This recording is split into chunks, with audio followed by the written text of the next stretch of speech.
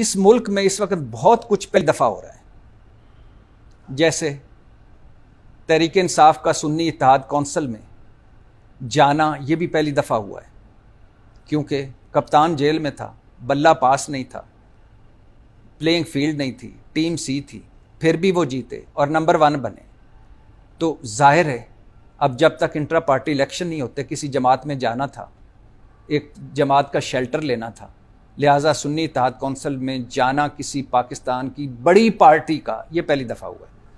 और ये भी पहली दफ़ा हुआ है कि जस्टिस मुज़ाहिर अली अकबर नकवी जो मुस्ताफ़ी हो चुके हैं, उनके खिलाफ सुप्रीम कोर्ट ने कहा है कि उनके खिलाफ कार्रवाई जारी रह सकती है।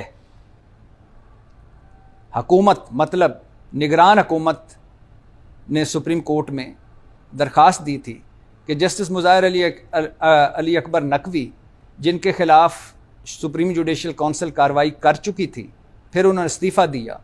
अब होता यह है कि जब जज इस्तीफ़ा दे दे तो सुप्रीम जुडिशल काउंसिल उसके खिलाफ कार्रवाई नहीं कर सकती। लेकिन चूंकि मुज़ाहिर अली अकबर नकवी मुस्लिम लीग नून के हिट लिस्ट पे हैं, मुतस्सब जज इनको कहा जाता है, इनको कहा जाता है कि ये सहूलतकार हैं इमरान खान के, इनको कहा जाता है इन्होंने हमारे खिलाफ फैसले दिए, इनके तस्वीरें लगाकर जलसे में मरियम नवाज़ ने इन पर तनकीद की, इनके खिलाफ किरदार कुशी और की मुहिम चलाई, मुनज़्ज़म मुहिम। अब जब वो मुस्ताफ़ी हो चुके हैं, लिहाजा सुप्रीम कोर्ट ने उनके खिलाफ कार्रवाई जारी रखने का फ़ैसला किया कि सुप्रीम जुडिशल काउंसिल कार्रवाई जारी रख सकती है। मतलब हुकूमत की दरख्वास्त जुज़वी तौर पर मंजूर हुई, और ये पहली दफ़ा हो रहा है। ये भी पहली दफ़ा हो रहा है कि इस्लामाबाद हाई कोर्ट के जज जस्टिस बाबर सत्तार, जिन्होंने तौहीन अदालत केस में डिप्टी कमिश्नर इस्लामाबाद इरफान मेमन के खिलाफ कार्रवाई जारी रखी हुई है, जब 2 दिन पहले इरफान मेमन साहब पेश नहीं हुए तो बाबर सत्तार साहब ने, जस्टिस बाबर सत्तार साहब ने तमाम आईजीज़ को कहा, ऑर्डर लिखा कि तमाम आईजीज़ इन्हें गिरफ्तार करके पेश करें, इनका नाम ECL पे डालें, FIA इनको बैरून मुल्क जाने की इजाज़त ना दे।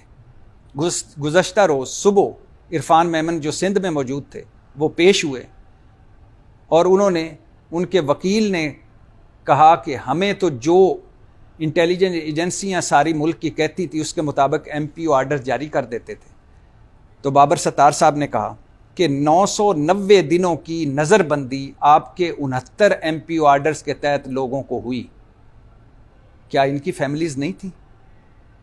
ये आपने क्या रवायत रखी हुई है? आपको इसके नतायज भुगतना पड़ेंगे। आज इसका फ़ैसला भी है और हो सकता है उनके खिलाफ तौहीन अदालत का फ़ैसला उनके खिलाफ जाए।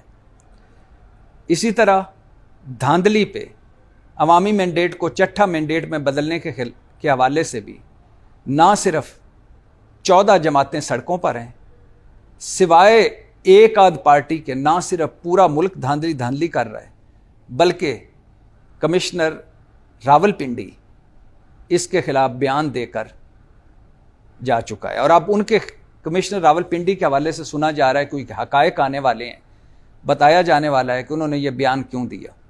उस रिपोर्ट का भी इंतज़ार है।